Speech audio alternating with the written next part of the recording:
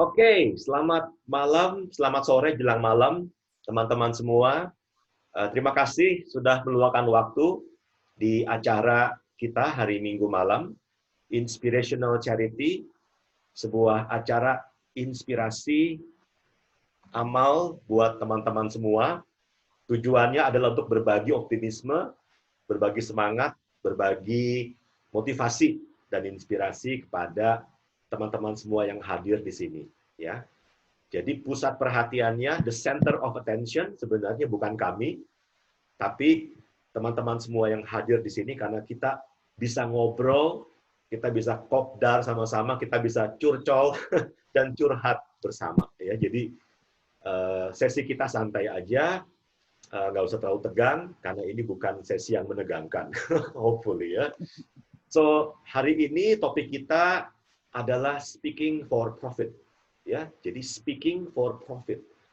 Wah, ada sebuah profit, ada sebuah income dalam dunia berbicara. Apakah itu mungkin?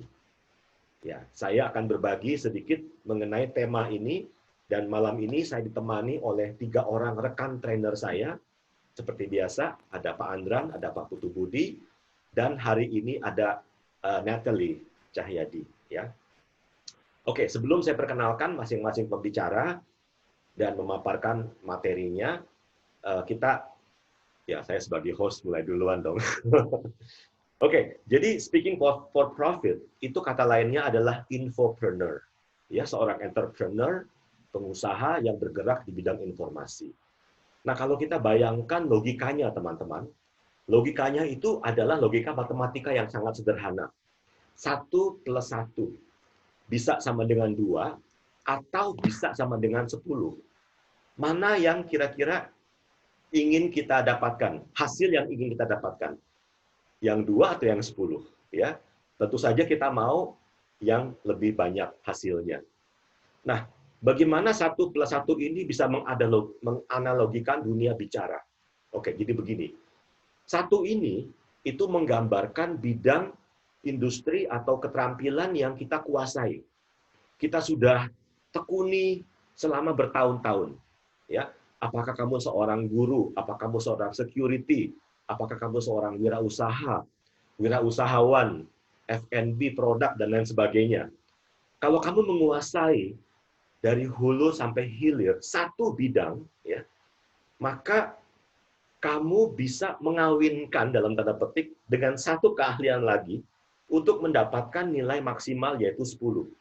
Kalau kamu sudah memiliki 1 keterampilan, dan kamu memiliki keterampilan bicara, keterampilan presentasi, ya, kamu bisa mengemas materimu begitu rupa sehingga orang mau mendengarkan kamu, ya. Kamu bikin orang penasaran, penasaran adalah pemasaran, maka kamu akan mendapatkan hasil yang maksimal dari 1 plus 1 sama dengan 10, ya. Karena kemampuan bicara bisa membuat kamu memberikan income yang berlipat-lipat. Tetapi 1 plus 1 sama dengan 2, hasil yang lebih minim, kalau kamu menguasai 1 bidang, 1 keterampilan, tapi kamu tidak memiliki kemampuan untuk mengajarkannya atau meramunya sedemikian rupa sehingga tidak terlalu menarik begitu buat orang-orang untuk mengikuti apa yang Anda akan ajarkan. Ya, itulah yang disebut dengan infopreneur. Ya, seorang yang mampu melihat sebuah peluang dalam bisnis pengetahuan atau business for knowledge. Kata lainnya apa? Sorry, saya sambil admit ya. Kata lainnya adalah konsultan. Kata lainnya adalah mentor atau coach. Ya. Jadi kalau kita lihat analogi itu, mudah-mudahan teman-teman bisa membayangkan betapa pentingnya kemampuan untuk berbicara. Ya. Nah, kemampuan untuk berbicara, kalau teman-teman kuasai, dan katakanlah saya ambil contoh 1 bidang, yakni sales, seorang tenaga penjualan. Hari gini, berjualan mana lebih keren? 1 orang ke 1 orang, atau 1 orang ke banyak? Ya, one to many. Bukankah one to many akan memberikan dampak yang lebih powerful? Ya. Kalau teman-teman bisa membuat semacam grup atau semacam seminar, ya, pada waktu Anda memperkenalkan produk dan jasa Anda, apa yang langsung terjadi dalam pikiran audiens. Mereka langsung melihat kamu sebagai orang yang punya otoritas. Ya kan? Kamu pembicaranya gitu. Kamu gurunya begitu. Dan orang-orang langsung kagum gitu, langsung angkat topi. Langsung secara psikologis dalam tanda petik percaya kepada figur seorang guru atau seorang pengajar atau seorang ahli yang berdiri di depan kelas, depan kelas ya, atau di depan workshop ya. Jadi automatically Anda mendapatkan sebuah nilai tambah, sebuah respect karena Anda bisa membawakan materi Anda, membawakan jasa atau produk Anda dalam bentuk presentasi ya.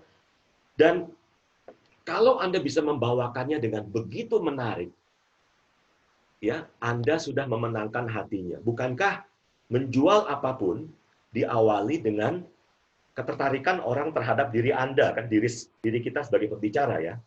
Katanya kita harus jual diri dulu gitu sebelum jual barang ya. Jadi kalau orang menyukai kamu sebagai pembicara, biasanya mereka akan menyukai apa yang kamu jual ya. Nah, saya dulu pernah sempat terpukau dengan satu kalimat waktu saya mengikuti seminar bisnis dengan Pak Tung Desenwaringin, Pak TDW. Beliau mengatakan, coba bayangkan Bapak Ibu, mampukah salary-mu yang 1 bulan kamu raih dalam 1 minggu? Dan coba pikirkan lagi, mampukah salary-mu yang 1 minggu kamu raih dalam waktu 1 hari? Waktu itu, konon zaman dahulu kala, saya nggak percaya. Apa mungkin begitu?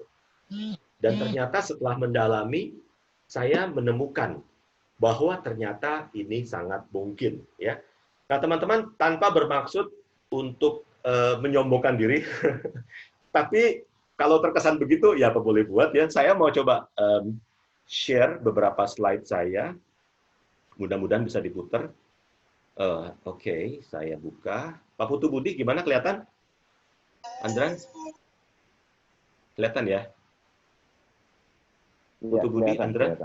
Kelihatan ya? Kelihatan, Pak Budi. Oke. Nah, ini kita melihat di sini ada, ini waktu saya mengikuti sertifikasi menjadi seorang trainer. Oke, saya langsung aja melihat ini beberapa, ini saya dengan Mas Andran. Bro, ini foto kita bro, waktu jadi narasumber pembicara di IHGMA. Ya. Oke, kemudian saya mengisi materi leadership di beberapa tempat, ya, BUMN, hotel, asuransi, oke, dan lain sebagainya termasuk di kampus. Oke, cukup lah ya. Oke, nah, jadi apa yang saya perlihatkan tadi sekilas itu memperlihatkan bahwa speaking for profit itu sangat memungkinkan. Ya, Hi Lydia, welcome. Thank you for joining us. Oke, nah sekarang kalau seseorang, katakanlah seorang karyawan memiliki kemampuan bicara, dia langsung bisa menjadi orang yang lebih memiliki nilai tambah di hadapan rekan-rekan lainnya.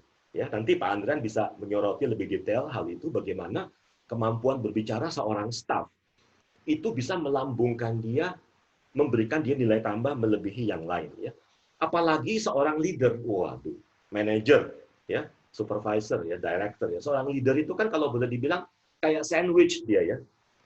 Dia jadi harus bisa bicara dengan atasannya, ya.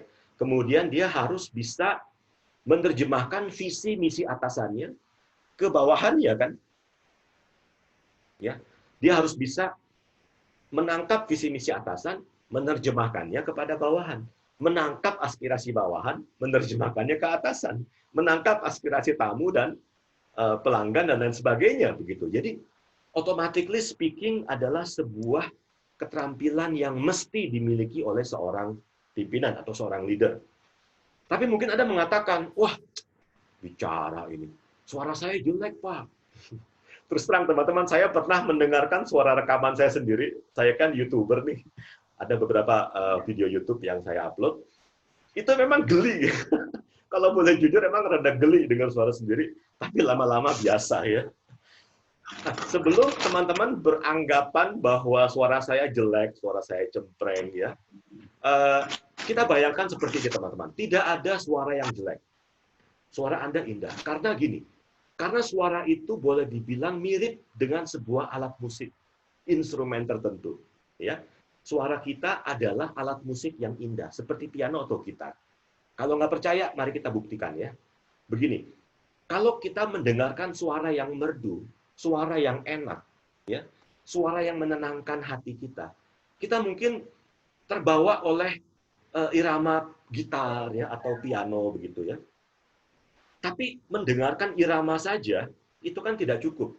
Akan lebih maknyos lagi, lebih cespelang lagi kalau kita memadukannya dengan seorang vokalis gitu ya. Suara manusia. Nah, sekarang apakah suara manusia sendiri bisa berdiri independen tanpa ada suara musik di belakangnya? Jawabannya bisa. Jawabannya bisa. Dan berapa kali kita mendengar musisi handal seperti Freddie Mercury, ya, seperti Adam Lambert, dan lain sebagainya, mereka bernyanyi dengan begitu merdu tanpa diiringi oleh musik. Berarti kemampuan suara kita sebagai alat musik instrumen yang merdu adalah sebuah fakta yang benar. Jadi tidak ada alat musik yang jelek, yang ada adalah yang belum disetel sebelum dipakai. Tidak ada suara manusia yang jelek, yang ada adalah belum disetel dalam tanda petik atau belum dilatih, belum ditemukan begitu suaranya. Ya. Nah, kalau kita banyak bicara, teman-teman, terlatih kemampuan bicara kita, lama-lama kita bisa bicara dengan efisien dan efektif. Lama-lama kemampuan bicara kita tuh kayak corong gitu. Semakin lama bukan membesar, nggak karu-karuan kemana-mana ya, tapi semakin lama mengerucut, semakin kecil. Semakin lama kata-katanya semakin berdampak pada orang lain, ya, dan semakin irit, tapi maknanya semakin besar, semakin melebar. Kemampuan dengan efisien menyampaikan pesan dengan menggunakan kata-kata yang tepat. Ya. Maka dalam bahasa Inggris ada dua kata untuk bicara, yaitu talk sama speak. Katanya, a fool may talk, but a wise one will speak. Berarti kalau kita mau berdampak, omongan kita harus memiliki sebuah tujuan dan harus tertata, punya struktur, dan kalimat atau bahasanya juga harus tepat. Ya. Nah, jadi kalau kita melihat di sini, kemampuan berbicara adalah sebuah industri yang seksi, gitu. Karena kamu bisa menjadi seorang infopreneur. Kamu bisa menjadi seorang calon pemimpin yang berkarisma hanya dengan memiliki sebuah kemampuan berbicara. Ya. Tapi pertanyaannya bagaimana caranya? Nah, gitu ya. Oke, waktu saya sudah habis, Bapak Ibu. Sekarang kita akan lanjut ke pembicara kita yang berikutnya. Pembicara kita yang berikutnya ini adalah minoritas karena posisinya dia diapit sama cowok-cowok ya. Ini adalah Natalie ya, Natalie Cahyadi ya. Natalie ini adalah seorang Master of Business Advance ya, Business Manager and Public Speaker, Team Leader for Management Consulting Project, Shenzhen Nanshan Business Incubator China, Toastmaster International Task Area Bali Director, Distinguished Toastmaster Certification by Toastmaster International, Australia Awards Indonesia Scholarship Awardee, Toastmasters International District 87 Division G Champion on International Speech and Speech Evaluation, first winner for Business Speech Sticky Demo Day with Insut Team. Bacanya juga keringetan ya. Oke, ladies and gentlemen, kita berikan applause yang meriah untuk pembicara kita, Natalie Cahyadi. Monggo, Nat. Oke, terima kasih Pak Budi. Ya, terima kasih semuanya buat applause-nya dan juga semangatnya. Buat saya merupakan suatu kehormatan ya bisa bergabung sama Inspirational Charity bersama bapak-bapak yang handal ini. Kalau saya minoritas, ada Pak Budi, Pak Putu Budi, Pak Andran. Well, at least I'm the youngest one. I'm the new kid on the block. Dan kalau misalnya teman-teman tahu siapa new kids on the block, I know your age. Ya. Terima kasih semuanya. Jadi menarik banget yang Pak Budi tadi bicarakan ya tentang infopreneur. Bahwa speaking for profit, kita bisa jadi infopreneur dan infopreneur ini seksi. Ya, well, kalau misalnya nih Pak Budi, saya nggak punya ambisi untuk jadi public speaker atau pembicara, terus gimana dong Pak Budi? Saya nggak terlalu perlu komunikasi lah, kan sehari-hari saya cuma student atau ibu rumah tangga atau cuma pegawai. Buat apa Pak Budi saya tahu mengenai komunikasi. Nah, jadi teman-teman saya mau share dikit nih bahwa sebenarnya speaking for profit itu bukan cuma sekedar kita berbicara lalu kita mendapatkan bayaran, tapi speaking for profit itu juga kita lakukan dalam hidup kita sehari-hari. Contohnya nih, kalau misalnya kita baru lulus kuliah, kita mau cari pekerjaan, yang pertama kita lalui apa? Pasti interview. Waktu kita interview, pasti interviewernya nanya, tell me about yourself, atau tell me why I should hire you. Nah, di situ aja kita udah speaking for profit. Karena kita harus bisa menjual diri kita dalam tanda petik supaya kita yang dipilih dibanding kandidat lainnya. Nah, contoh lain nih, kalau teman-teman di sini kan saya lihat banyak yang udah bekerja atau punya bisnis. Saat kita mau negotiate salary sama bos kita atau negotiate kontrak sama klien kita, itu juga kita perlu berkomunikasi secara efektif. Nah, di sini speaking for profit-nya kita tuh jalan gitu. Gimana kita bisa mengkomunikasikan value yang kita punya supaya klien kita atau bos kita itu agree sama term kita, supaya kita bisa dapat tambahan gaji atau proyek kita juga di-approve. Dan relevan banget ya sekarang karena banyak sekali perusahaan yang nge-lay off karyawan atau kasih unpaid leave. Kalau misalnya teman-teman merupakan salah satu yang masih dipertahankan oleh perusahaan, ya berarti they see something in you. Dan mungkin salah satunya adalah bagaimana teman-teman juga sudah mengkomunikasikan value yang teman-teman miliki ke perusahaan yang tempat teman-teman bekerja. Terus mungkin mikir lagi nih, oke Nat, itu kan bekerja nih, aku nggak kerja nih, so what's in it for me? Sehari-hari teman-teman juga tetap perlu. Contoh, in our relationship, masih ingat nggak your first date? Waktu datang ke rumah pacar, terus, permisi Pak, saya... Itu perlu juga untuk menjual diri, speaking for profit, supaya di-approve sama calon, bapak mertua ataupun calon bapak pacar. Dan misalnya kalau bapak-bapak di sini nih, ini kebetulan semua bapak-bapak yang sama saya ini kan sudah mature ya, mungkin saat mau melamar istri, nggak mungkin kalau speaking-nya itu nggak berkomunikasi secara efektif. Kalau mau propose, nggak mungkin cuma bilang, yuk nikah. Pasti akan diragukan keseriusannya. Jadi, sehari-hari pun berkomunikasi secara efektif sangat diperlukan. Atau misalnya saudara-saudari, teman-teman nih, ibu-ibu nih, sekarang kan lagi pada stres ya, nemenin anak di rumah, ngajarin belajar, nemenin belajar. Aduh, anak saya nggak mau dengerin, saya udah bilang berkali-kali, jelasin berkali-kali, nggak ngerti juga. Gimana kalau misalnya bisa ngomong satu kali aja, terus anak itu mau dengerin. Nah, semuanya itu berkaitan sama gimana cara kita bisa berkomunikasi secara efektif, supaya orang lain itu juga mau mendengarkan. Nah, pertanyaannya lagi nih, terus gimana, Nat? Gimana caranya? Bisa dipelajarin nggak? Gampang nggak? Seperti iklan di TV ya. Kabar gembira untuk kita semua. Ya, tentu aja bisa dipelajari, bisa dilatih, dan bisa dipraktekkan langsung. Nah, saya mau share sedikit karena waktunya juga terbatas. Dalam komunikasi atau public speaking, ada dua elemen utama yang perlu kita perhatikan. Yang pertama itu adalah konten atau isi dari yang mau kita bicarakan, dan yang kedua itu adalah delivery atau cara penyampaiannya. Jadi yang pertama itu konten atau isi atau ide yang mau kita sampaikan. Mungkin ide yang mau kita sampaikan itu bukan ide yang baru, tetapi itu sesuatu yang menarik buat kita. Contoh sepertinya di sini ada beberapa teman-teman yang saya kenal secara pribadi, dan salah satunya ada teman saya yang suka gaming atau main game. Nah, kontennya mungkin tentang gaming, bukan suatu hal yang baru, orang lain udah cover tentang itu, tetapi bisa dibuat unik kalau kita bisa meramu kontennya kita itu sendiri. Atau ada teman dekat saya yang belakangan ini dia suka microblogging tentang budgeting. Bagaimana caranya bisa mengatur keuangan secara personal. Atau ada teman saya yang lainnya yang memang spesialisasinya itu di mindset. Bagaimana cara memiliki mindset yang tepat.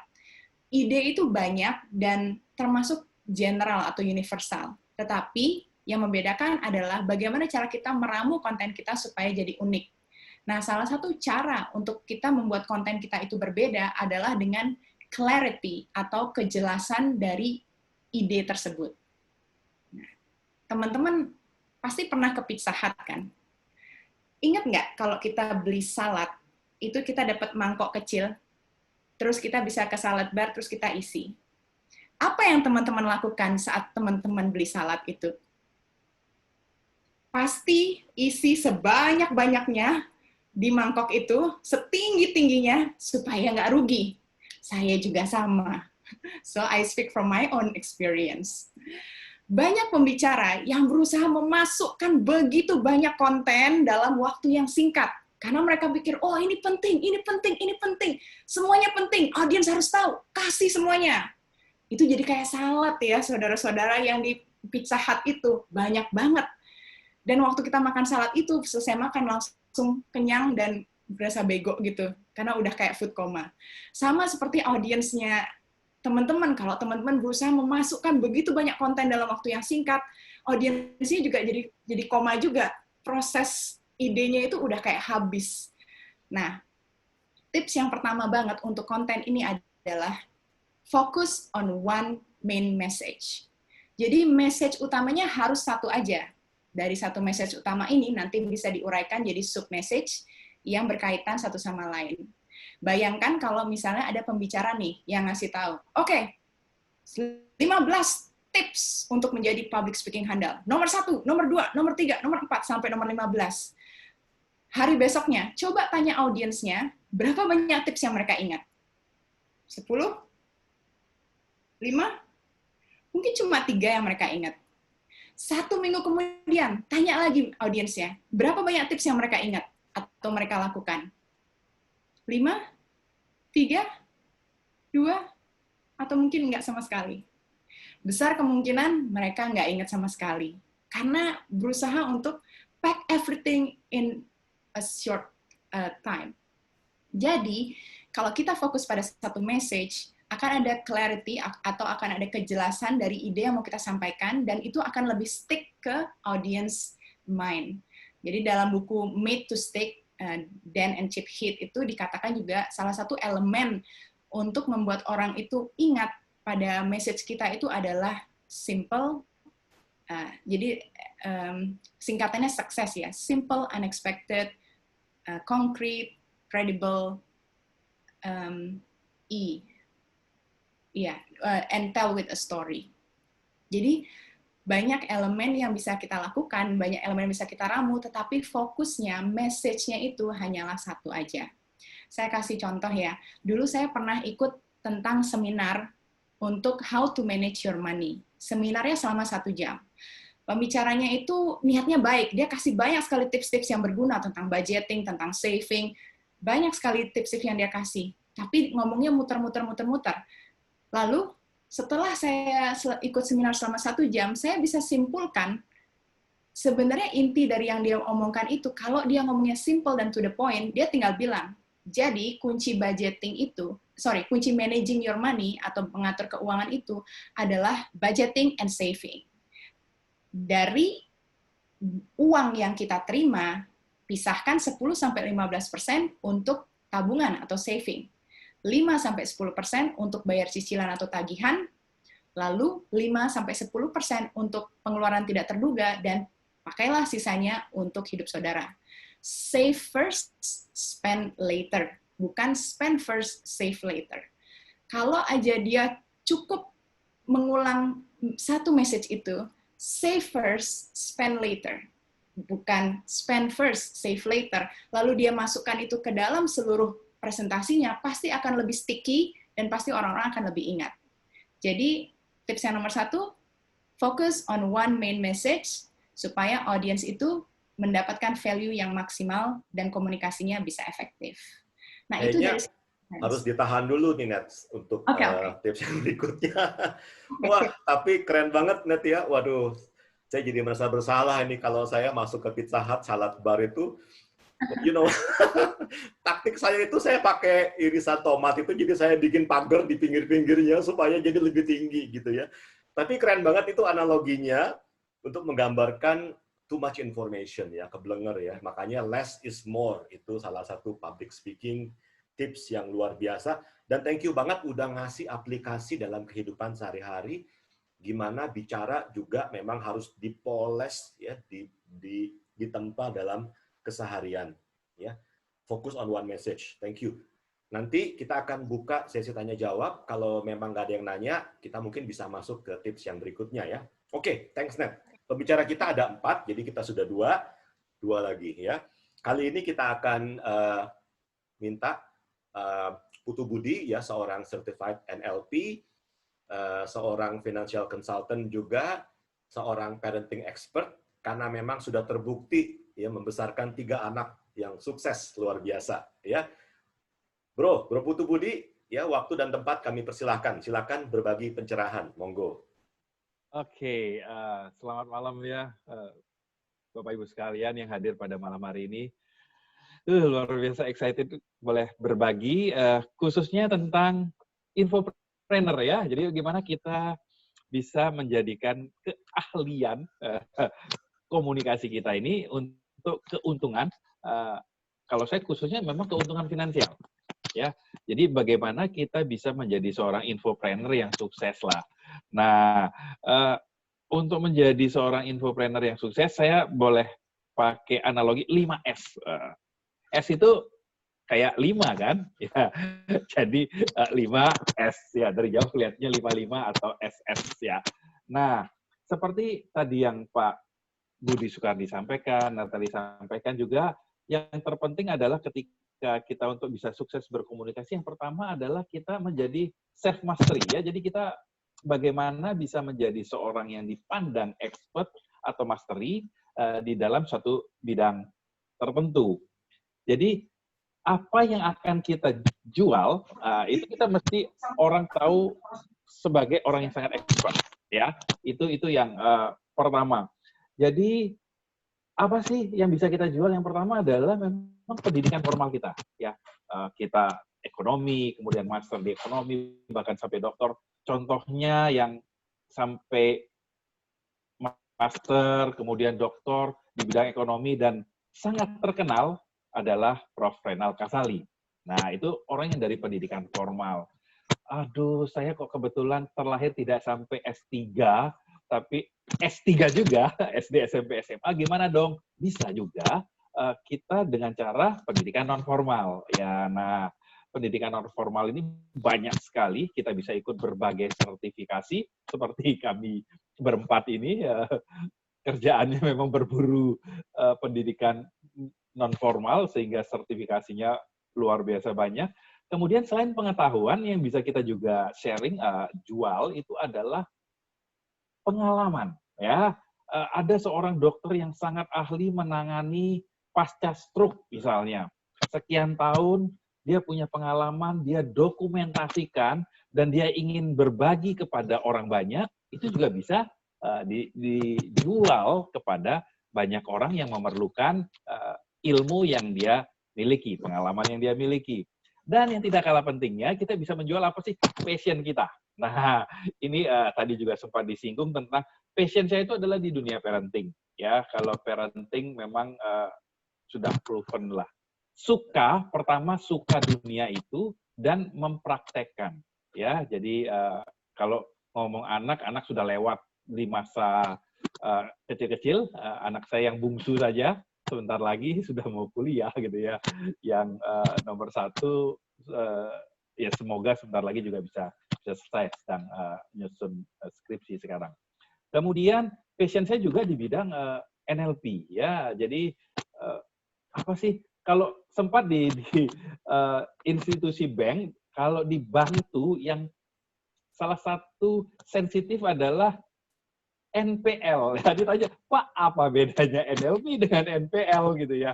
Kalau NPL itu kesehatan bank ya. Kalau di sini mungkin ada bankers, jadi tahu persis kesehatannya dinilai dari NLP. Bahkan ketika kita di salah satu perusahaan negara yang membuat lampu jadi terang itu, PLN ditanya lagi, apa bedanya PLN dengan NLP? Ya, hurufnya dibolak-balik aja lah. Oke, itu dunia NLP. Kemudian dunia lain lagi. Misalnya sekarang saya lagi tertarik tentang human design. Jadi bukan kita mendesain makhluk hidup gitu, tapi sebenarnya banyak orang yang tidak tahu terlahir itu seperti apa, mau jadi apa. Nah itu jadi kita bisa dibantu dengan pengetahuan saat ini, dengan teknologi yang ada, lebih mengetahui ya. Jadi dari pencipta kita, apa sih yang hal-hal yang kita belum tahu saat ini dengan teknologi itu kita bisa dibantu. Kemudian yang tidak kalah pentingnya, kalau kita memang mau jadi seorang infopreneur, pasar itu penting sekali. Kita harus bisa melihat yang demand-nya tinggi, yang supply-nya rendah. Nah, itu hukum ekonomi ya. Jadi ketika kita bisa masuk pasar yang demand-nya tinggi, supply-nya rendah, itu yang tadi Natalie sebut seksi ya. Jadi infopreneur itu benar sekali adalah bidang yang sangat seksi. Kemudian S yang kedua adalah bagaimana kita menjadi seorang subject mastery. Topik yang kita bawakan ini memang orang tahu kita adalah orang yang sangat expert. Nah, kalau dari awal-awal memulai karir sebagai seorang infopreneur, bagaimana sih caranya supaya dipandang expert? Ya, pertama adalah kita harus punya banyak sertifikasi di bidang yang kita akan terkait yang kita mau delivery. Dan yang kedua, yang ini dalam proses dilakukan oleh Pak Budi Tredi adalah tulis buku. Ya, nah salah seorang yang sangat expert dikenal di Indonesia dengan bukunya yang begitu banyak, yaitu Adewi Gunawan. Ya, semua orang yang tahu tentang pemberdayaan mengenal dia sebagai seorang yang sangat expert di bidang hipnoterapi. Ya, jadi beliau memang di pendidikan formal pun juga punya gelar doktor. Bahkan terakhir saya dengar 2 doktor yang berbeda dari 2 universitas negeri di Indonesia, yang terakhir di UGM. Ya, jadi luar biasa sekali pendidikan formal pun dia oke, dan dia banyak sekali menulis. Dan untuk menjadi kita mastery, kita harus banyak berlatih, latih. Salah satu mentor saya yang saya sangat suka itu Pak Krishnamurti. Ketika di perjalanan karir sebagai seorang motivator, itu pernah selama 4 tahun, topiknya cuma itu lagi, gitu ya. Tapi itulah yang membuat dia jadi sangat expert di bidangnya. Jadi kita ikut yang Bruce Lee ya. Bruce Lee kan suka bilang, lebih bagus berlatih 1 jurus tapi 1000 kali daripada 1000 jurus 1 kali ya. Jadi kita mesti seperti itu ya, sangat ahli di bidang kita itu. Kemudian yang berikutnya yang tidak kalah pentingnya, S yang ketiga adalah ketika kita mendelivery, kita itu harus ada struktur. Ya, struktur yang paling gampang itu adalah ada intro, kemudian ada body, dan ada closing. Jadi 3 hal itu di mana kalau intronya ini yang membuat seperti iklan aks ya, kesan pertama begitu menggoda.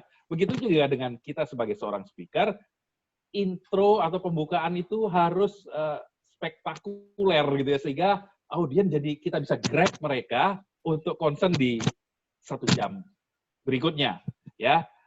Dalam intro itu biasanya ada openernya kita, kemudian topiknya kita jelaskan di sana, dan agendanya apa. Jadi sehingga orang tidak confuse, oh saya ikut ini, nanti saya akan dapat apa setelah pulang ya. Dan cara untuk closingnya itu ya juga bisa take action, membeli sesuatu misalnya, atau kita bisa berikan kutipan sehingga dia ingat terus yang diceritakan pada saat kita ikut 1 jam itu. Nah, pada body ini adalah main idenya kita ya. Kalau tadi idenya dari Natalie, ya 1 aja lah, jangan banyak-banyak seperti itu. Dan yang tidak kalah pentingnya dalam sukses sebagai seorang entrepreneur itu adalah kita harus punya kemampuan showmanship, ya.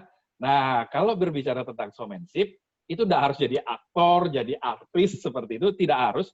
Tetapi paling tidak ketika kita menyampaikan sesuatu, itu bahasa tubuh kita itu kongruen gitu ya. Kalau seperti tadi melamar tentunya harus sopan, kelihatanlah bagaimana wujud seorang yang sopan gitu ya.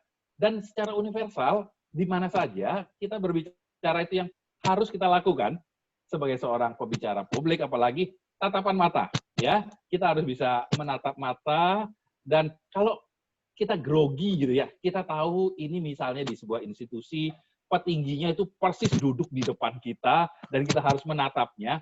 Jangan tatap matanya langsung, tapi tatap antara mata, dia akan merasa seolah-olah ditatap matanya. Tapi kalau kita nggak, kita lihat tengahnya dan merasa nggak terlalu kontak mata langsung, jadi agak kurang pede ya.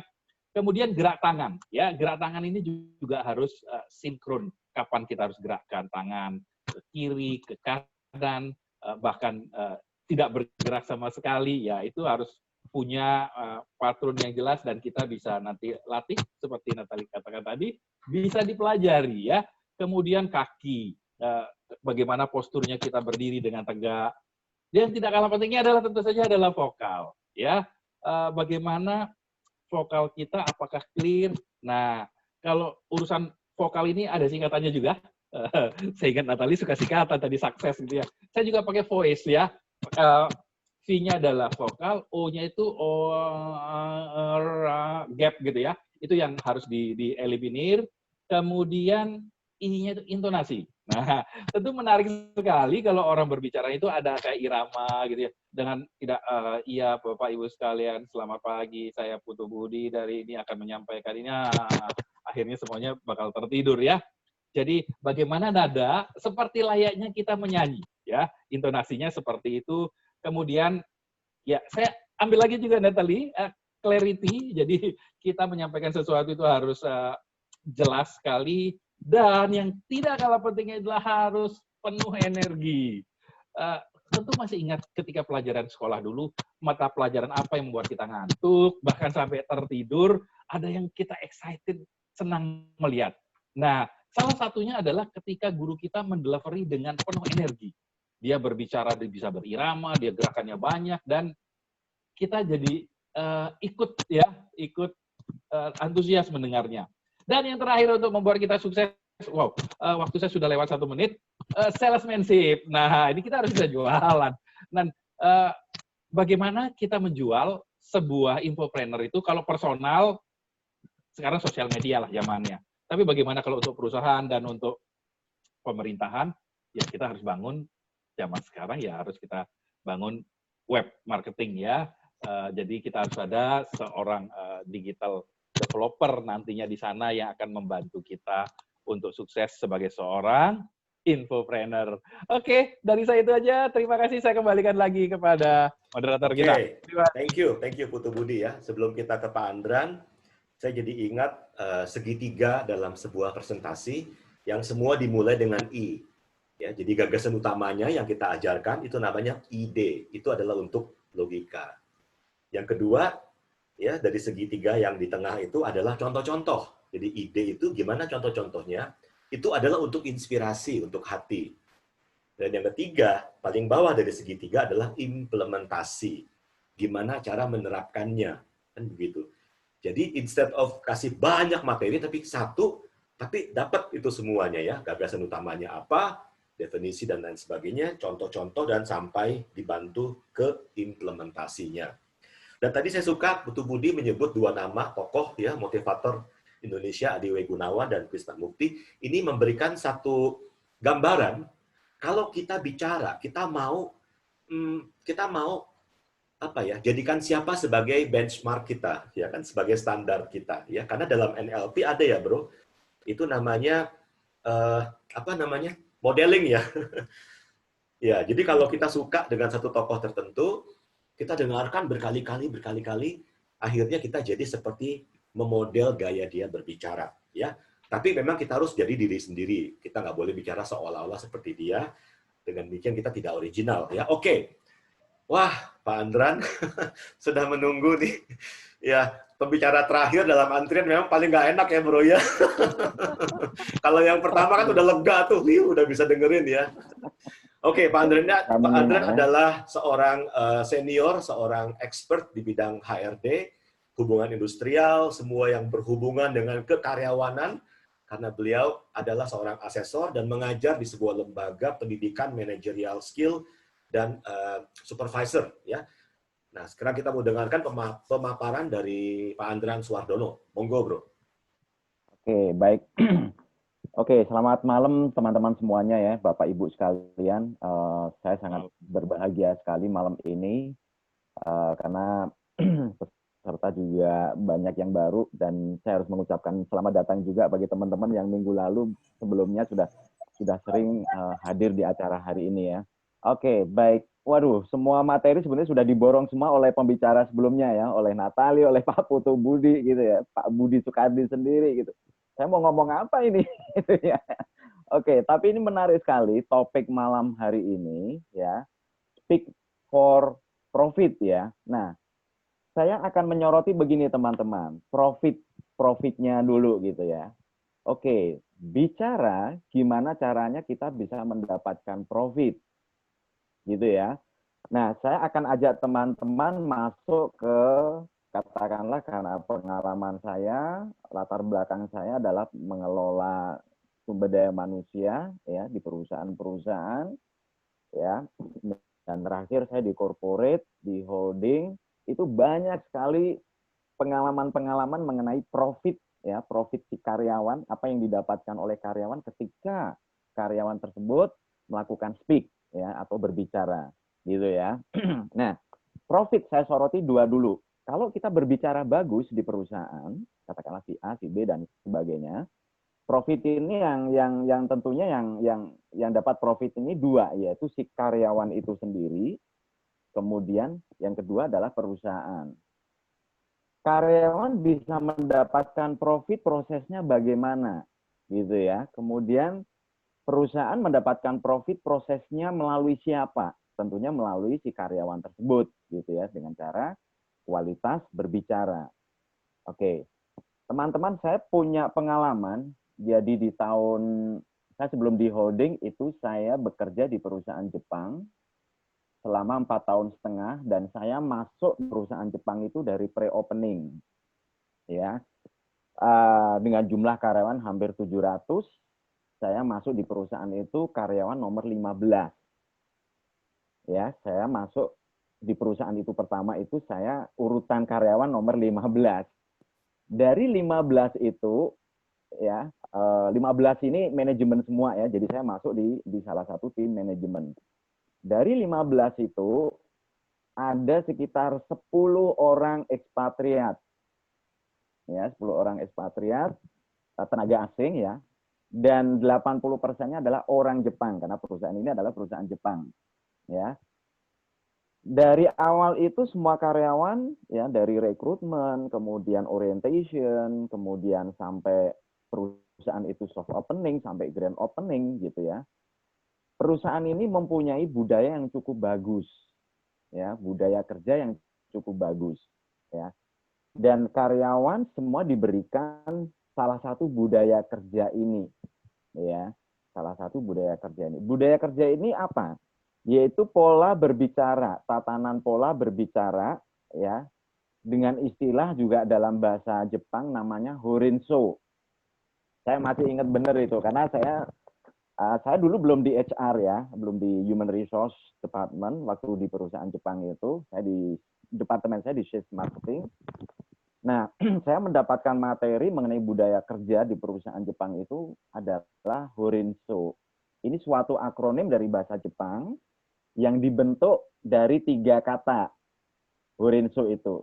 Ho-nya apa? Itu hokoku, kemudian ren-nya ini adalah renraku, dan so-nya itu adalah sodan. Jadi saya masih ingat benar itu ya. Karena kita setiap 3 bulan itu di-refresh terus dengan budaya ini oleh manajemen Jepang. Oke, saya kupas sedikit mengenai horinso gitu ya. Tadi yang pertama adalah hokoku. Hokoku ini sebenarnya artinya bahwa karyawan itu selalu mengupdate atasannya, melaporkan atasannya setiap ada progres pekerjaan. Gitu ya, proses pekerjaan. Tentunya apa yang dilaporkan, laporan itu bisa berbicara, bisa melalui tertulis, ya tertulis itu bisa melalui email, bisa melalui meeting dan sebagainya ya. Hokoku ini melaporkan.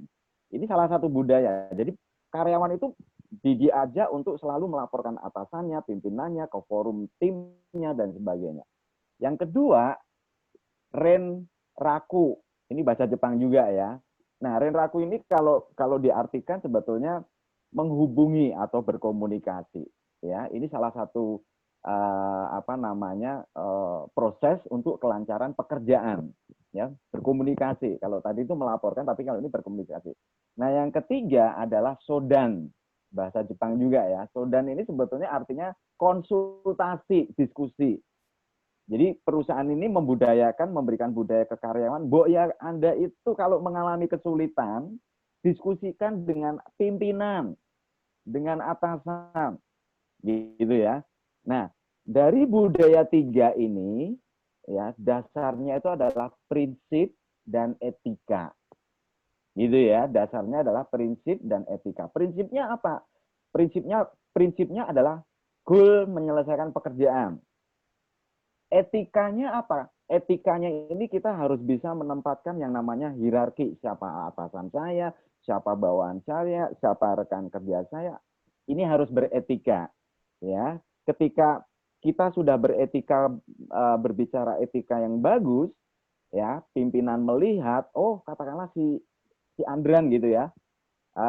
Saya dulu punya pimpinan itu namanya Koji Kawano, orang Jepang ya. Orangnya nggak banyak bicara, ya nggak banyak bicara tetapi sangat detail sekali ya, pekerjaan ya, angka laporan itu detail sekali. Jadi ketika kita berprestasi dengan cara berbicara yang beretika, ya Koji Kawano itu dulu selalu memanggil saya setiap bulan, khusus memanggil saya itu mengevaluasi kinerja saya selama 1 jam. Setiap bulan itu sekali di dalam ruangannya beliau kita diskusi 1 jam. Saya benar-benar di situ di review mengenai kinerja saya, ya, kemudian di upgrade, diarahkan, di mentoring dan sebagainya. Intinya apa dalam budaya kerja itu? Jadi sekali lagi ini tadi topiknya adalah berbicara betul, ya. Intinya adalah kualitas berbicara. Kalau teman-teman perusahaan hati-hati, artinya sangat kompleks sekali ya. Ketika katakanlah kita lagi diskusi gitu ya, ada pimpinan di situ, ada rekan kerja. Ini contoh saja, tiba-tiba si pimpinan itu terima telepon. Ya, ini bicara etika ya, terima telepon dari katakanlah kliennya dan ini urgent dan telepon itu harus diangkat. Nah, kita jangan ngobrol dengan yang lain ketika pimpinan ini terima telepon. Gitu ya. Ini salah satu etika, salah satu budaya. Ya. Ini diterapkan di lingkungan internal perusahaan, internal kantor, maka kalau ini sudah terbiasa dengan budaya bagus, maka keluarnya ketika kita berbicara dengan klien, dengan customer, dengan tamu, katakanlah kalau di hotel, hasilnya juga akan bagus. Tamu juga akan melihat, oh ini kok etikanya bagus ya. Oh ini kok perusahaannya bagus ya, menghargai sekali ya saya sebagai tamu di sini ya. Maka disitulah yang disebut namanya profit kita temukan. Dengan cara apa? Berbicara yang berkualitas. Baik, itu saja. Saya yakin mudah-mudahan ini bermanfaat ya. Dan saya tidak perlu menghabiskan 10 menit, tetapi saya yakin teman-teman sebenarnya saya tunggu nanti Q&A. Silakan bertanya, kalau bisa sharing dengan pengalamannya ya. Saya senang sekali bisa berbagi pengalaman ini dan berbicara speak for profit ini tentunya nanti kita bisa mentoring selanjutnya ya di acara selanjutnya. Terima kasih Pak Budi, saya kembalikan. Thank you Andran Suwardono ya, mantap ya. Tadi waktu dirimu mulai, waduh saya terakhir saya mau ngomong apa, saya udah deg-degan bro. Tapi ternyata ada aja ya topik tentang bicara yang dibawa dalam suasana corporate ya, dalam suasana pekerjaan. Dan thanks untuk pengalamannya dan beberapa bahasa Jepang tadi yang kita pelajari, yang membantu kita untuk punya etiket dalam berbicara. Dan ternyata etiket berbicara kalau dibiasakan, akhirnya jadi ngebentuk karakter, ngebentuk diri kita, jadi bagus di dalam, bagus di luar gitu. Jadi dalam bicara itu nggak ada kepura-puraan, ya, bulat, paripurna, ya. Oke, teman-teman semua, demikianlah tadi presentasi dari masing-masing pembicara. Sekarang ini sesi yang seru, ya. Mudah-mudahan teman-teman berkenan kalau mau bertanya, kalau mau langsung aja buka kamera, kita ngobrol aja, teman-teman mau bertanya buat saya sebagai host, Andran Suwardono, Putu Budi, atau Natalie, yang lain juga boleh. Kalau ada ya, jangan merasa terpaksa ya, kita ngobrol aja. Oke. Boleh. Atau Oke. sharing pendapat juga boleh, teman-teman semuanya ya. Hari Iya, ini kita senang silakan. sekali ya kita bisa sharing sama-sama belajar ya. Ya. Oke. Saya pengen nyapa David Cornelius. Apakah itu teman saya yang dari PPG ya? Karena tadi saya ada share di grup alumni sih. Pak David Cornelius, benarkah Anda adalah teman lama? Jadi saya ninggalin PPG 2005 ya, jadi sudah 15 tahun yang lalu. Tapi senang sekali kami masih ada di grup WA alumni gitu ya. Apakah memang Pak David yang saya kenal, teman dulu kah? Mungkin boleh. Ya, betul Pak Budi. Oke, Pak David, selamat datang. Boleh tahu Ya, wajahnya Pak seperti Budi apa? sekarang ya. Kita Saya 15 hampir tahun pangling nggak loh. ketemu. Iya. Ya. Terima kasih sudah datang di Inspirational Charity kami, Pak David. Ya, boleh ajak Ya. teman-teman yang lain lah di paguyuban kita ya. Siap. Terima kasih. Wah, Ya. Putu Budi ini luar biasa ya. Minggu lalu ada kenalan dari Manado juga, bro ya. Ya. Siapa bilang dunia sebesar daun kelor ya. Oke. Ya, sambil nunggu yang lain, kita mungkin ngobrol aja ya. Saya punya pertanyaan nih. Putu Budi, Andran, Natalie boleh jawab ya. Kalau orang, kita kan ngomongin tentang speaking ya. Kalau orang memang bawaan oroknya, bawaan sononya itu memang introvert, memang pendiam gitu ya, memang rada malu ya, kalau nggak boleh bilang malu-maluin gitu ya. Nah itu gimana gitu ngebangun confidence dalam berbicara gitu ya? Apakah bisa disamaratakan, practice makes perfect, there is a will, there is a way, atau khusus buat orang-orang yang tipe pemalu ini memang gimana nih? Trainingnya lebih keras atau gimana? Natalie kayaknya mau jawab, udah buka ini duluan ya. Putu Budi, Natalie. Terserah mau yang mau sweet dulu, mau sweet. Silakan duluan deh. Oke, kalau dari saya, buat saya sih sebenarnya introvert, pemalu atau ekstrovert itu merupakan kepribadian aja sih. Yang membedakan, yang jelas semua bisa dilatih, practice makes you able. Saya nggak bilang perfect, makes you able to do it. Yang membedakan cuma mungkin orang-orang yang introvert butuh waktu dan usaha yang lebih banyak supaya mereka bisa berkomunikasi dengan lebih efektif atau bisa menyuarakan pendapatnya atau find their voice. Kalau boleh saya share sedikit, untuk Toastmaster International kan dia setiap tahun ada public speaking competition. Kebetulan yang menang tahun lalu itu seorang guru dari Amerika dan dia mengakui bahwa dia itu sebenarnya seorang introvert. Tetapi pengalaman berbicara di depan umum atau di depan publik, berkomunikasi, itu semua bisa dilatih sehingga walaupun dia seorang introvert, itu tidak menjadi gangguan atau tidak menjadi hambatan buat dia tetap bisa berkomunikasi, menyampaikan idenya, menyampaikan pesannya kepada audiens. Iya, betul ya. In the end, pesan itu yang menggerakkan dia ya, ketika dia punya pesan yang penting ya. Jadi kalau quote in quote-nya dia bilang, focus on the message, we're just the messenger. Wih, mantap. By the way, ini ada pertanyaan ini dari Melita nih. Melita Oktanawati. Wih, Melita. Hi there. Monggo. Hi, how are you? So, selamat malam. Terima kasih banyak sharing-nya. Sangat menginspirasi. Ternyata cukup banyak hal-hal yang harus diperhatikannya. Jadi nggak cuma hanya asal ngomong, asal bunyi, atau asbun. Ternyata banyak sekali tips-tipsnya. Dan saya tadi tertarik dengan apa yang disampaikan oleh Natalie Cahyadi mengenai filosofinya tentang salat dan segala macamnya. Kemudian lagi asik-asiknya itu, and then she wants to give the second tips. Mungkin bisa dilanjutkan sedikit apa itu mengenai second tipsnya itu. Okay. Wah, berarti udah berhasil ya. Penasaran adalah pemasaran ya. Monggo net. Kalau ada yang kedua ya. Start ya sama Melita. Silakan. Melita, mungkin lain kali Pak Budi, moral of the story is always use food in your ini ya, analogy. People langsung hook. Anyway, my second tips itu, yang pertama kan tadi kita ngomong tentang konten. Jadi konten itu fokusnya adalah fokus on one main message, baru nanti tinggal uraikan jadi sub-message yang masih berada dalam satu poin yang sama, sehingga tidak too much information buat audience. Jadi tips yang kedua itu adalah tentang delivery-nya. Delivery itu adalah cara penyampaian pesan kita kepada audiens. Nah, tadi Pak Putu Budi udah share sedikit ya tentang dari structure-nya, terus juga ada body language, ada eye contact, ada postur segala macam. Nah, saya mau jelasin sedikit aja kenapa delivery ini penting.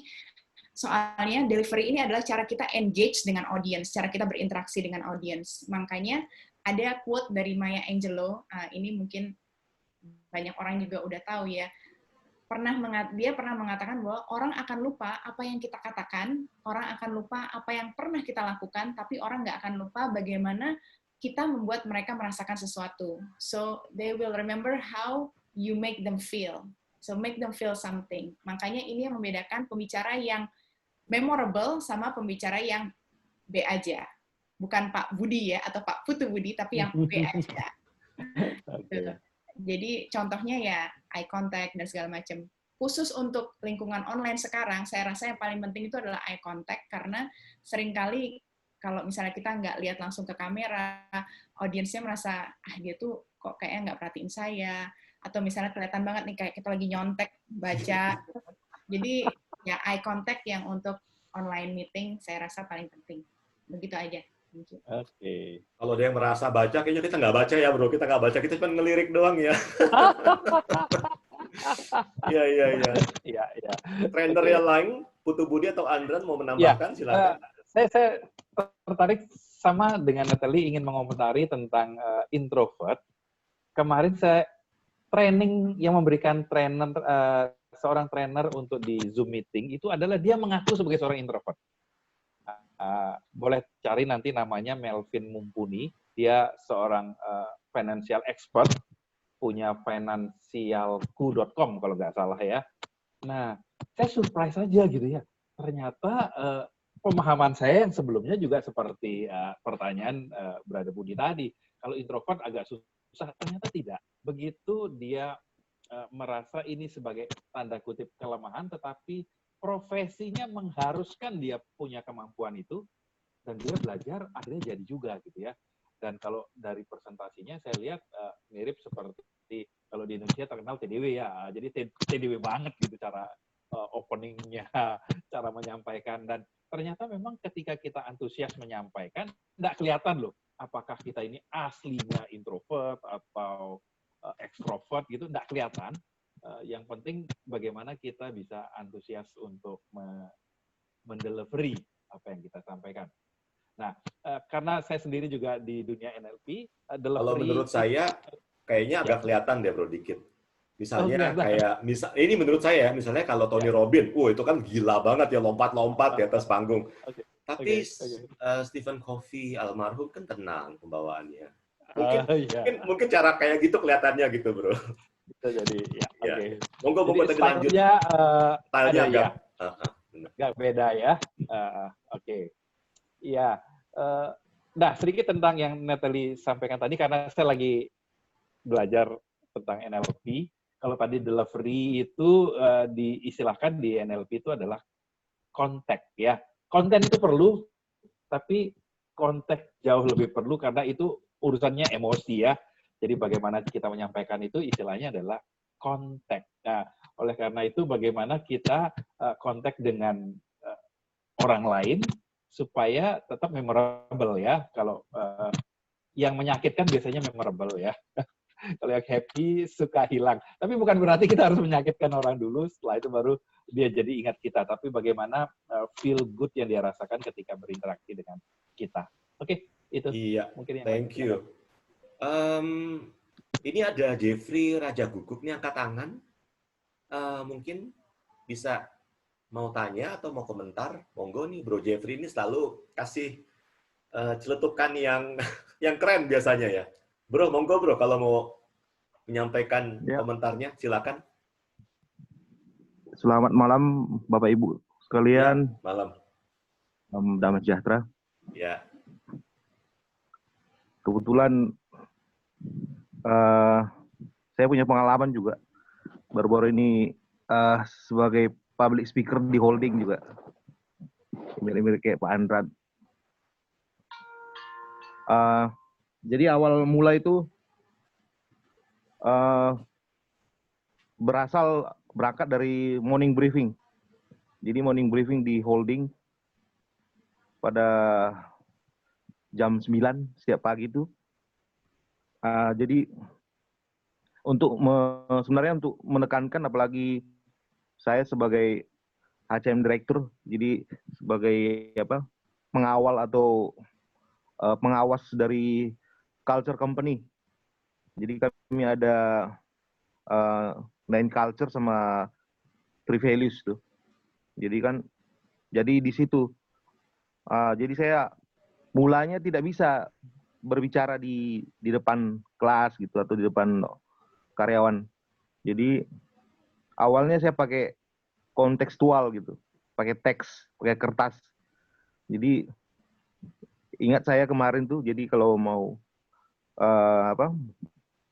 saat jam 9 sudah mau morning briefing, jadi saya harus nyiapin materi di kertas gitu, atau buka laptop, habis kita buka email, ya buka Google, ambil materi apa gitu ya. Tapi lama-kelamaan kan akhirnya saya memberanikan diri, apalagi pernah dikritik oleh Pak CEO kami gitu, supaya omongannya nggak ngelantur gitu. Nggak ngelantur dan harus seperti tadi kan setiap pembicara ini atau moderator harus 10 menit gitu ya. Jadi saya juga kebagian 10 menit. Jadi 10 menit bagi saya, terus selanjutnya 15 menit itu penutup oleh Pak CEO gitu. Nah, jadi akhirnya saya beranikan diri gitu. Jadi tanpa teks gitu. Jadi kan tanpa teks, langsung aja sampai di kantor setengah 9 atau jam 8, sudah mau last minute, misalnya materinya itu kenyamanan bekerja. Kenyamanan bekerja itu apa begitu kan? Langsung saya keluarkan di situ. Ya. Oke, berarti intinya kadang-kadang harus dipaksa ya, Jeffrey ya. Harus dikepepet itu ya, mungkin ya. Ya, jadi keluarlah skill public speaking. Iya. Ini kan saya sudah keluar dari perusahaan itu kan. Iya. Jadi saya ingat waktu hari terakhir saya keluar dari perusahaan baru aja nih. Baru Sabtu kemarin, Sabtu 2 minggu lalu. Jadi CBD-nya itu Chief Business Development-nya menghampiri saya untuk berusaha untuk tidak keluar dari perusahaan itu. Lalu saya juga bertanya, Tuhan mengirim saya ke perusahaan ini, apa sih yang saya dapat gitu kan? Lalu CBD-nya Chief Business Development mengatakan, oh Pak, Bapak nggak tahu apa yang Bapak dapat gitu. Oh iya, mungkin saya luput ya dari perhatian saya. Saya ingat gitu, apa ya gitu. Ternyata ya itu public speaking itu. Nah, kata CBD ini kan awal mula saya bicara di depan tuh nggak ada yang bisa nangkep apa maksudnya gitu. Pada bingung semua gitu. Pada bingung semua kan. Akhirnya yang terakhir itu yang sebulan itu, semua kalau saya bicara itu ya langsung terhenyak gitu, terbuai begitu kan. Ya enggak? Iya. Jadi di situ jadi saya dapat skill itu public speaking. Ya memang saya dulu memang saya ada role model tuh, saya role model dengan Bong Chandra yang minggu lalu kan saya kasih tahu salah satu peserta baca buku Bong Chandra itu public speaking itu kan. Iya. Lalu saya juga jadi terikut role model dari Pak CEO-nya itu Mardigu Bosman itu. Nah, dari Mardigu Bosman. Jadi Mardigu Bosman tuh mengatakan tidak ada manusia atau person itu 100% introvert. Nggak ada 100% ekstrovert. Jadi 75% itu introvert, sisanya itu ekstrovert. Nah, jadi gitu. Tidak ada yang 100% introvert. Nah, nanti dalam kemudian hari mungkin bisa berubah itu. Ya, betul. Kemarin kemarin saya ikut webinar yang banyak anak psikologinya, apalagi anak psikologi, boleh saya katakannya mereknya, anak psikologi UNIR itu. Ya, Airlangga ya. Oke. Ya kan, Airlangga ya. Jadi tahulah kalau dengan anak psikologi, mereka lebih tahu. Rupanya mirip kayak ini, kayak sertifikasi kompetensi, rupanya apa apa namanya, acuan atau apa psikolog kita itu harus ada juga apanya gitu, durasinya. Jadi kayak sertifikat MSDM kan itu 3 tahun ya. Jadi kalau setelah lewat 3 tahun harus diperbaharui lagi ya, seperti itu. Jadi bisa aja berubah introvert ke ekstrovert ya, seperti itu, begitu. Yes. Lalu Oke, Pak Jeffrey, kayaknya ya, kita udah dapat ininya deh ya. Insight-nya kita udah dapat kayaknya ya. Oke. Ya. pertanyaan satu lagi. Oh, ada. Saya mau tanya ini. Oh, tanya. Oh, Ada oke. pertanyaan. Nanya Ya. tuh. Oke. Ada satu yang menggelitik ini. Oke, monggo, Kalau Bro. kita sebagai apa namanya? Sebagai apa tadi itu? Motivator atau sebagai apa namanya itu? Bicara. Ya, pembicara. Itu harus living on real life gitu. Maksudnya harus orang lain Ngalamin. bisa mengalaminya. Nah, bagaimana kalau bertolak belakang apa yang kita bicarakan di depan public speaker tidak sama dengan yang kita sampaikan begitu di Gedung Sari. Kan ada contoh itu MT ya, tahu yang MT yang kemarin ya, motivator itu ya, yang sempat terkenal di TV itu kan. Nah, ternyata apa yang disampaikan itu bertolak belakang kan, dia punya masalah besar itu. Nah, itu harus dilihat juga itu. Ya. Jadi kita kan berbicara di depan harus bisa jadi benar-benar role model yang sejati gitu ya. Betul. Oke. Oke, Ya. Bro. Thank you sharing-nya. Ya, saya ingin sedikit mengomentari yang terakhir itu. Memang idealnya seorang pembicara itu harus kongruen. Kongruen itu apa sih? Yang dia pikirkan dalam hati, dia ucapkan, tindakan satu. Ya, manusia tidak ada yang sempurna lah, kecuali rokok. Yang sempurna adalah yang di atas. Sempurna punyanya Andrew and the Backbone, Bro. Saya pun dulu ketika saya adalah seorang pengagum A.A. Gim. Saya sangat senang dengan dia ketika istrinya satu, anaknya banyak. Ya. Tapi setelah itu jadi hilang ketika dia memutuskan satu hal. Tetapi karena ada keyakinan yang merupakan sebuah pembenaran dari dia, ya beda dengan saya, jadi saya tidak boleh serta-merta menghakimi dia, gitu ya. Nah, begitu juga dengan MT, saya sampai sekarang masih suka dengan MT, dan Anda tahu, MT itu sampai sekarang pun masih dibayar mahal, hanya dengan itu. Per jamnya 150 juta, teman. Sampai hari ini. Ya, jadi orang boleh salah langkah, tetapi tentunya kita mesti beri kesempatan untuk memperbaiki diri.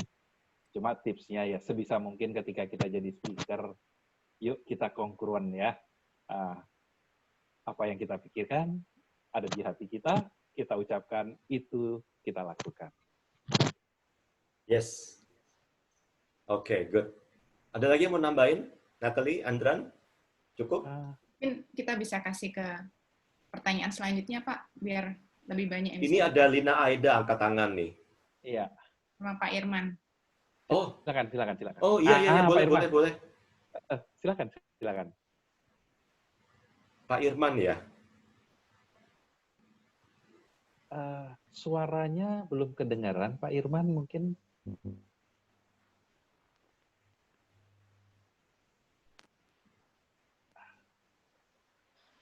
Halo. Iya, oke, sudah mulai masuk. Malam. Selamat malam Pak Irman, silakan. Assalamualaikum, salam. Waalaikumsalam. Baik, luar biasa. Terima kasih ini dapat kesempatan join di webinar malam ini. Jadi kebetulan saya sendiri background ini pengalaman kerja di kapal pesiar. Jadi secara tidak langsung public speaking ini menjadi makanan saya sehari-hari. Tanpa public speaking mungkin saya tidak akan dapat profit karena saya digaji dibayar untuk ngomong. Jadi sebagus apapun saya bayaran saya makin besar, tergantung dari bicara saya kepada tamu. Jadi kadang-kadang, ya amazing, penghasilan tergantung dari hasil bicara saya kepada tamu. Jadi kerjaan itu nomor 2. Nomor 1 adalah ngomong, gitu. Itu sekedar pengalaman background saya. Yes, luar biasa. Pertanyaan saya adalah, sekarang saya memimpin satu lembaga, kebetulan jadi di lembaga pelatihan kerja, perhotelan, dan kapal pesiar. Satu hal yang saya kadang-kadang merasa tidak bisa terima pada saat memimpin meeting, jadi tim saya ini kadang main HP, padahal saya tahu dia main HP itu menulis atau notulen, ataupun ada message yang hubungan dengan kerjaan, tapi bagaimana nih mungkin para coach di sini bisa bantu saya menerima kenyataan ini. Jadi be wise lah kan gitu dalam memimpin meeting, jadi jangan merasa terganggu ataupun merasa tidak diperhatikan dengan situasi kalau tim saya semua pegang HP.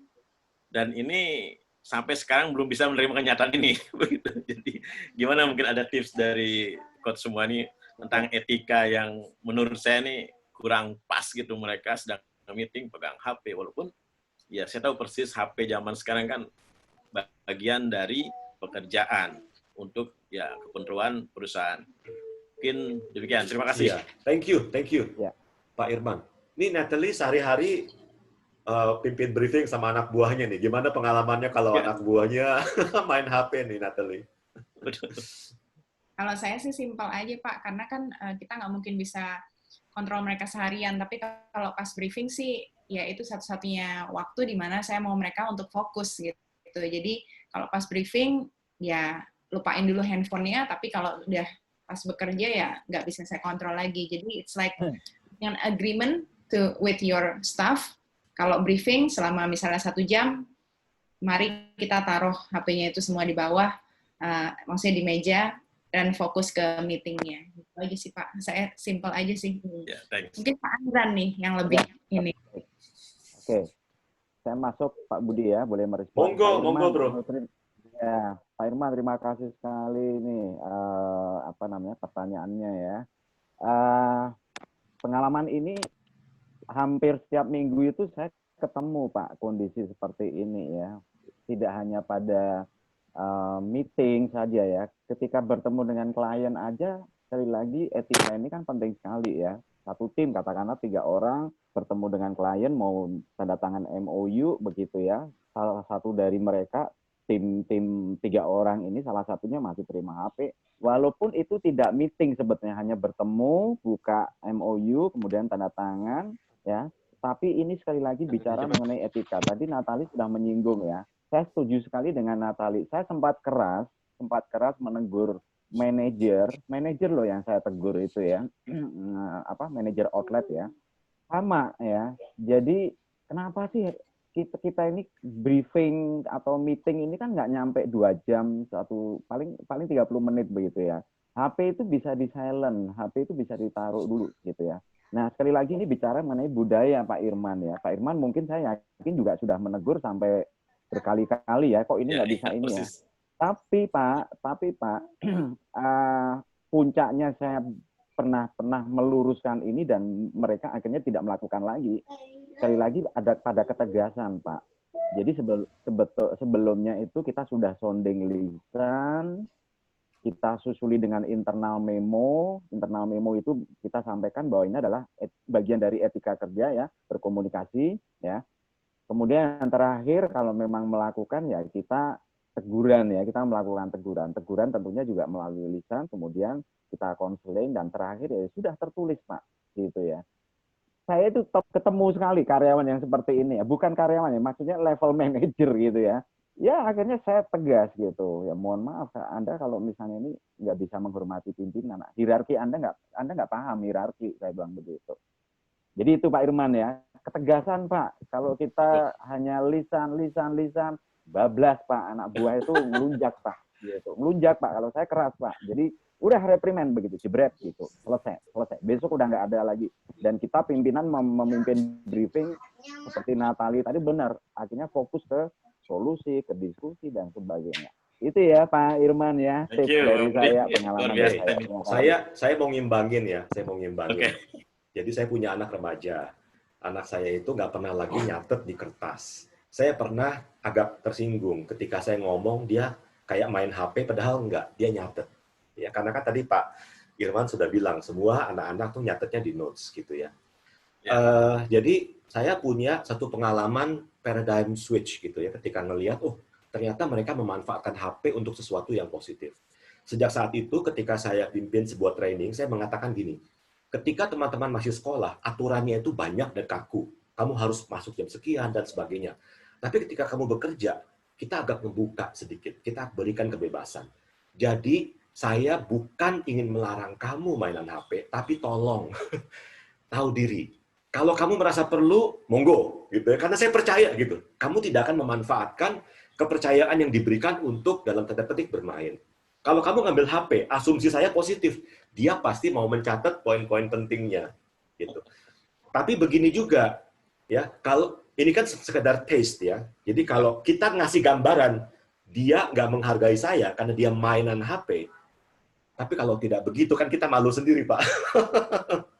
Ini niatnya dipertanyakan dan kita salah gitu, jadi malu. Lebih baik kita asumsi positif. Tapi kalau memang mau dibiasakan, mau dibudayakan, harus dimulai dari kita. Kalau saya jadi bapak, saya akan kasih mereka hadiah kecil, sebuah notebook kecil yang saya bungkus dengan sebuah kertas kado gitu ya. Saya kasih mungkin ke satu-satu ya, lengkap dengan namanya. Saya bilang mulai hari ini kalau kita rapat, kita kan hanya rapat 45 menit, seminggu 2 kali atau berapa, kita pakai notebook ini ya. Coba lihat nih, handphonemu kalau dibanting sama ini notebook dibanting, pasti beda banget itu ya. Ya, saya juga pernah melihat sebuah TED Talk yang mengatakan karena sangat gadget-minded ya generasi milenial sekarang, akibatnya kita kehilangan unsur manusiawi kita, yaitu menulis. Menulis secari kertas gitu, dengan tulisan yang miring, yang rapi ya. Itu adalah sebuah faktor yang sangat memanusiawikan kita, dan itu benar-benar mengasah our emotional intelligence juga. Ya, jadi jawabannya adalah antara ekstrim kanan dan kiri, bijaksana lah, ya, just bijaksana aja, ya. Oke, kayaknya kita dikejar-kejar waktu nih, kita akan segera akhiri dengan sebuah informasi, ya teman-temannya, dengan sebuah informasi. Tadi Pak Putu Budi singgung sedikit mengenai salesmanship, ya, salesmanship. Ya, jadi kita harus sebagai infopreneur kita harus berani, pede gitu ya, untuk memperkenalkan produk atau jasa yang kita tawarkan. Dan tadi juga saya suka Putu Budi menyinggung mengenai sebagai pembicara itu kita topiknya kalau bisa jangan red ocean yang udah berdarah-darah, tapi blue ocean strategy ya. Nah, teman-teman, banyak sekali anak muda yang profesional itu mereka pengen banget belajar, mereka hunger ya.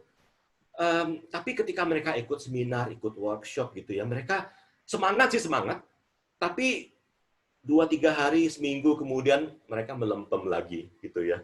Ikut workshop lagi, semangat lagi, tapi kemudian melempem lagi. Nah, oleh karena itu, kita ingin memperkenalkan sebuah metode belajar yang sedikit berbeda. Ini namanya saya sebut sebagai program mentoring. Ya, ini tadi, ini slide saya. Oke. Nah, ini dia ya. Saya punya program mentoring. Jadi kita ada 4 modul, teman-teman. Ini adalah materinya. Saya punya materi itu leadership. Ya, saya sebut sebagai personal mastery. Personal mastery yang saya bawakan itu saya ambil dari Tony Robbins, Unleash the Power Within, yang sudah saya ikuti 2 kali. Kemudian Stephen Covey, Robin Sharma, Ron Kaufman, ya, Jim Rohn, John C. Maxwell, dan yang lain-lain yang saya padukan sesuai dengan taste-nya saya. Jadi saya punya modul personal mastery itu 4 kali pertemuan. Ya, rekan saya Pak Andra nanti bisa bicara sedikit mengenai modulnya. Ini kita sebut leadership karena pertama leadership itu mulai dari diri kita sendiri. Lalu kita memanage tim kita, become a great manager, itu judulnya dari materinya Pak Andran. Kemudian untuk bagian kedua speaking, Natalie tadi kita sudah lihat kemampuannya, kepiawaiannya dalam berbicara. Natalie akan menjadi mentor kamu dalam materi atau modul speaking yang kami sebut sebagai beyond presentation, ya. Dan Putu Budi seorang praktisi NLP, beliau juga akan bicara banyak mengenai NLP dan bagaimana memakai ilmu neuroscience ini dalam penjualan.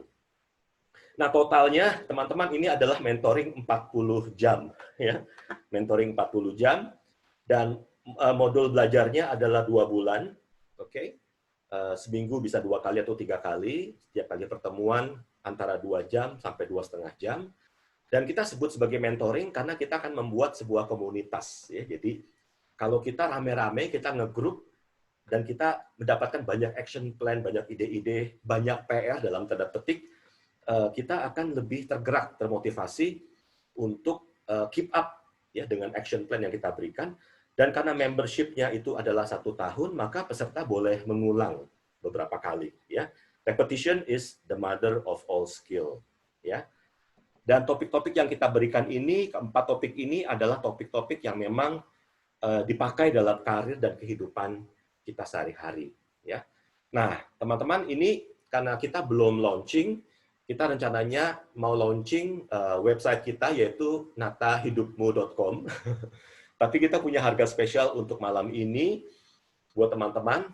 Ya, ini beberapa sarana atau beberapa kemudahan yang kita berikan melalui acara mentoring online ini, ya. Teman-teman bisa lihat di situ, dan total investasi kalau kita lihat tadi dari masing-masing modul totalnya adalah 2 juta, tapi untuk 30 pendaftar yang pertama hanya 500.000 alias bahasa Betawinya gopeceng. Nah, teman-teman buat yang nggak tertarik mengikuti program mentoring, nggak apa-apa, tapi kalau teman-teman kepingin ikut dalam partnership ya bersama dengan kami untuk memasarkan modul mentoring online ini, boleh japri saya secara pribadi.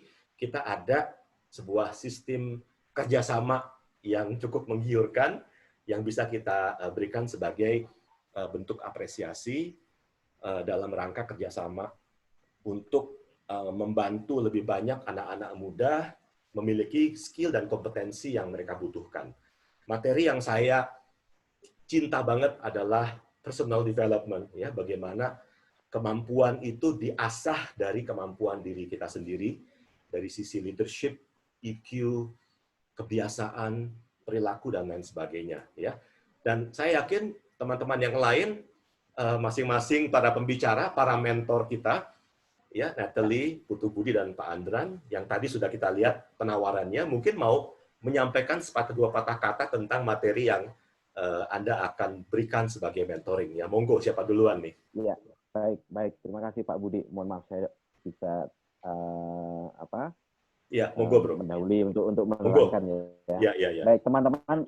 Jadi apa yang disampaikan oleh Pak Budi tadi adalah program yang cukup bagus ya. Saya mengingatkan di sini bagi teman-teman yang katakanlah generasi milenial masih harus mengejar karir ya, baik itu di pekerjaannya maupun dalam kehidupan Anda semua gitu ya. Program ini bagus sekali ya, karena kita langsung mentoring, dan sekarang juga masih pandemi ini kita belum bisa tatap muka, tapi one day tetap kita bisa tatap muka. Nah, melalui virtual online ini, program yang disampaikan Pak Budi cukup efektif teman-teman ya. Nah, di modul saya pengen sekali peserta nanti benar-benar mendapatkan pengalaman-pengalaman saya banyak membaca buku, saya banyak melakukan praktisi juga ya mengenai modul saya yang kita bahas nanti, sampai benar-benar istilahnya saya menggendong peserta ini kemana-mana, bisa sukses, bisa karirnya naik ya, kemudian ilmu ini benar-benar dimanfaatkan dan untuk kemajuan peserta itu sendiri ya. Jadi ini menarik sekali, jangan dilupakan. Kalaupun peserta yang sekarang hadir tidak mengikuti, tapi paling tidak boleh merekomendasikan temannya ataupun saudaranya untuk ikut acara ini, dan ini sangat menarik dan bermanfaat. Terima kasih Pak Budi. Iya, betul ya. Saya jadi ingat kalau sebagai anak muda kita sudah ngerti ilmu-ilmu ini luar biasa ya. Pasti, masa depannya akan jauh lebih cemerlang ya. Oke, monggo berikutnya Putu Budi. Ya, saya ingin sedikit sharing. Sebenarnya materinya itu ada 7 modul, cuma kita mampatkan menjadi 4, jadi ada yang 2 modul dijadiin 1, sehingga dengan 4 kali pertemuan itu teman-teman diharapkan sudah punya pengetahuan yang bisa diaplikasikan bagaimana kita bisa menjual dengan persuasif dan orang yang kita tawari tidak merasa diintimidasi atau dipaksa untuk membeli jasa produk yang kita jual, seperti itu. Jadi yang poin pertama yang saya sangat suka, teman-teman nanti punya skill baru bagaimana punya rasa percaya diri yang tinggi, yang bukan hanya untuk jualan saja, tetapi juga untuk di segala sisi kehidupan kita. Kalau tadi Natalie bilang calon mertua, barangkali tadi itu sangat perlu sekali. Saya jadi ingat itu berapa puluh tahun yang lalu yang melakukan itu. Oke. Dan ternyata saya sudah menerapkan ilmu-ilmu NLP itu, cuma sekarang karena secara formal saya ikut sehingga menjadi seorang certified trainer. Oleh karena itu saya ingin juga sharing sehingga semakin banyak orang yang punya skill NLP khususnya di bidang selling. NLP ini sendiri sih sangat luas, tetapi untuk mentoring kelas perdana ini hanya satu submaterinya tentang selling. Iya. Itu Pak Budi. Itu materi NLP itu materi yang sedang, mahal-mahalnya itu ya, seksi banget ya. Untuk bisa Betul, belajar betul, dalam betul. program mentoring ya 4 kali itu saya pikir sudah cukup ya untuk mengerti dasar-dasarnya dan bisa dituntun gimana mempraktekkan ilmu NLP dalam pekerjaan termasuk khususnya dalam bidang sales ya. Penutup ini dari Natalie, monggo Nat. Baik, terima kasih Pak Budi. Kalau dari saya sendiri, saya sih simpel aja, karena buat saya komunikasi itu adalah sebuah skill yang dipakai kapan saja, di mana saja, oleh siapa saja. Jadi kalau kita bisa menjadi seorang komunikator yang efektif, lebih bisa mengekspresikan ide kita dan juga mengutarakan opini kita, tentu aja kita akan mendapatkan banyak manfaatnya, baik di kehidupan sehari-hari maupun kehidupan profesional kita. Nah, ada 4 materi yang tadi saya akan bicarakan, seperti yang udah tadi Pak Budi sampaikan. Pada dasarnya sih, saya cuma mau menekankan ini sama teman-teman. Kalau kita mau belajar online, semurah-murahnya course yang kita dapatkan di online itu, paling murah berapa sih? Mungkin 200-300 ribu. Satu course tanpa ada live interaction dengan mentor. Terus, kalau misalnya kita bayangkan lagi ya selanjutnya, kalau kita mau ikut seminar dengan pembicara, 1 orang pembicara aja, berapa investasi yang harus kita keluarkan? 500 ribu paling enggak. Apalagi kalau pembicaranya udah lebih terkenal, akan lebih mahal lagi. Menurut saya juga ini adalah kesempatan, kalaupun mungkin enggak buat teman-teman, mungkin juga buat adik-adiknya, ataupun staff-staffnya, yang zaman sekarang ini, training itu udah nggak masuk dalam budget. Tapi this is probably as close as training options that you can have for your staff. Jadi daripada capek-capek training staff-nya, bisa kirim mereka ikutin program kita, dan benefit-nya juga akan double. Jadi profit-nya ke staff-nya, membangun staff-nya juga membangun perusahaannya. Nah, jadi dari modul saya sendiri, saya mau bantu supaya setiap teman-teman yang join can find your voice, bisa menemukan sebenarnya suara saya ini seperti apa sih, ide yang mau saya sampaikan ini seperti apa sih, dan bagaimana bisa mengutarakan atau mengekspresikan ide itu secara efektif sehingga orang bisa mendengar dan memperhatikannya. Itu aja sih Pak Budi. Thank you. Ya, thank you. Salah satu hal yang saya suka dari Natalie adalah kemampuannya untuk membungkus, mengemas pesannya begitu rupa sehingga menimbulkan sebuah penasaran. Again ya, Natalie itu hidup dengan sebuah prinsip, penasaran adalah pemasaran yang indah. Ya, semua ini adalah sebuah ilmu yang memang skill based ya, yang memang benar-benar harus dilatih gitu ya. Makanya program mentoring 40 jam ini adalah waktu yang sangat cukup untuk mengembangkan, menempa dirimu dalam berlatih gitu ya.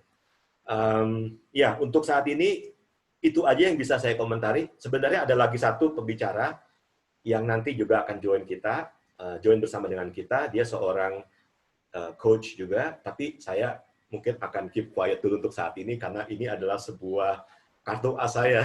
Ini adalah kartu as saya ya. Jadi teman-teman silakan hubungi saya, nomor handphonenya sudah saya catat di chat ya. Kita membuka kesempatan untuk berpartnership dengan teman-teman semua. Yuk kita bangun anak-anak muda kita sehingga jiwa mereka menjadi seorang anak muda yang tangguh, begitu ya, seorang anak muda yang teredukasi. Memang sekarang informasi pengetahuan sudah bejubel banyaknya di sosial media, banyak sekali di YouTube. Tapi informasi yang benar-benar dengan mentor yang bisa menuntun, menggandeng mereka, tadi Pak Andre bilang tak gendong kemana-mana gitu ya. Ya, itu hanya kita 4 orang ini ya.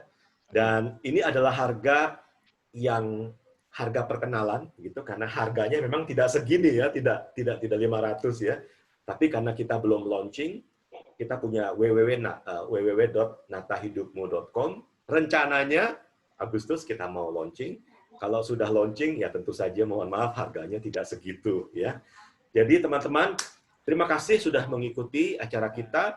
Teman-teman bisa nonton lagi videonya di Budi Trendy Inspirational Charity ya, itu program YouTube saya. Bisa juga kontak dengan kami melalui IG yang ada tertera di belakangnya Pak Andran. Oke. Sebelum berakhir, barangkali boleh. karena tadi ada note dari Natalie, Bu Lina juga raise hand, mungkin bisa dikasih kesempatan untuk bertanya, menyatakan sesuatu sebelum kita akhiri. Silakan Bu Lina, masih bersama dengan kami atau udah left? Tadi saya lihat tangannya, tapi kok hilang, makanya saya berasumsi nggak jadi gitu. Tadi saya lihat bro, tapi kalau mau sih nggak apa-apa ya, kita ya. Tadi kebetulan udah private message saya katanya salah pencet. Jadi Oke. Silakan. Oke. Lanjut. Oke, kalau gitu terima kasih. Ya, Natalie monggo. Foto. Foto. Oke. Kalau dia yang mau foto, monggo silakan, saya ikutan dong ya. Oke. Unmute semua. Oke. Tolong videonya boleh dinyalakan buat teman-teman semua. Kalau yang berkenan ya. Wah, Pak Jeffrey udah kelihatan nih, nggak paling ganteng nih Pak Jeffrey ini. Halo. Mungkin teman-teman yang lainnya yang masih videonya off, mungkin boleh dinyalakan dulu. Mas Gani. Oke. Kalau misalnya belum pernah merasakan jadi selebritis, paling nggak dalam 5 detik ke depan Anda akan jadi selebritis. Jadi bisa. Iya. Ya, baik. semua orang mau jadi seleb. Begitu saya bilang seleb, langsung nyala itu video. Save. Ada lagi yang mau ini? Saya tunggu 5, 4, 3. Oke. Oke. Siap. Saya akan foto dalam 5, 4, 3, 2. Siap. 1. Smile. Satu kali lagi. Keren. Ada bunyinya. Silakan gaya ganti pose ya, ganti pose. Oke. Oke, ready? 3, 2, 1. Oke, terima kasih. Oke, nggak berasa ya. Thank you so much. Kalau gitu kita sampai di minggu depan ya, Zoom minggu depan. Buat yang tertarik minimal mau tanya, monggo, nomor handphone saya sudah ada di chat ya, atau teman-teman yang sudah punya nomor saya bisa langsung hubungi saya. Oke, thank you semuanya, Lita, Denny, Seni, Julia, Jeffrey, Gani, semoga bermanfaat. Terima kasih Pak. Lexi, Ilham, Kelly. Terima kasih, salam sehat juga semuanya. Thank you for sharing. Thank you. Thank you, bye-bye. Oke, kita akhiri.